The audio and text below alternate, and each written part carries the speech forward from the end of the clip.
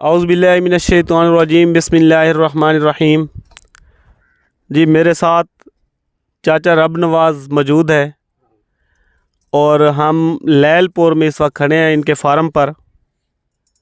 तो चाचा रब नवाज़ बताएंगे कि कितने साल से ये खीरा लगा रहे हैं। चाचा क्या हाल है? चंगा हाल है सी। चौके साल थी खीरा लेंदे पे? 6वां 7वां साल है सी सबको खीरा लवाने मैंने। ते केरी वैरायटी लेंदे वे 6-7 साल थी?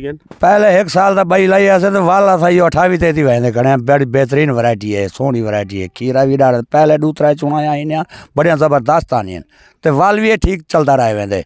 लेट टिश्यू जो है से असा डावे दी तकरीबन 19 तरीक को तो चौथा महीना साल में काट वैसी है हुणी माशाअल्लाह। ते हुण आज हुण 3 महीने दा आखिर चौथा महीना पूरा चल वैसी ते ही ते इयो तक चौकी पैदावार की ही वेले तो 1400 1450 माना था किदी खणे दी औसत तक माने था माशाअल्लाह। क्या रेट इस साल माशाअल्लाह अच्छा रही है? रेट शुक्र ही फिर डाढ़म था रेट सोना रह गई था रोजी अल्लाह ताला ने राज दी है शुक्र अल्लाह दा बेहतरीन आई। ते लोग अक्सर आते हैं कि 28 दी महंगाई दे बारे क्या आखे सो? ओ ये महंगा तो ये मोंढाले चुनाया इन्हें सारी कसरा कटियन वेनिया मोंढाले चुनाया आ जेडी महंगाई उत्ते आंदी है ना ये मोंढाले चुनाया कटियन वेनिया। मतलब कि जेने पहले डू चोने नहीं दी कसर पूरी आ ये बीज जेड़ा महंगा मिलदे उंदी कसर ये काट देनी पहले डू चोनिया पहले डू चुनाया।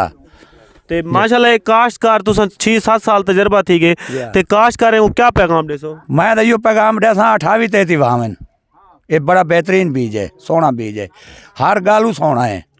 विक्रे विच खीरा साइज ही डाढ़मदा है, सारा कुछ डाढ़मदा है तक मन साकू भी आधे रहना सा कोई 28-33 भाई सुबह